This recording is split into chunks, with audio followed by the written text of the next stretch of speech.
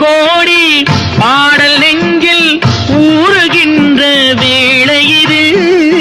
ஏடு போன்ற கண்ணம் கண்டு இதழ்களாலே எழுதுவது.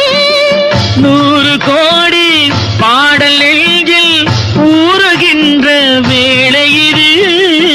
ஏடு போன்ற கண்ணம் கண்டு இதழ்களாலே எழுதுவது. அந்திப் பொழுதில் தொடங்கும் அன்பு கவிதை அரங்கம். இளமைக்கு பொருள் சொல்ல வரவா, அந்த பொருளுக்கு மறு பெயர் உறவா.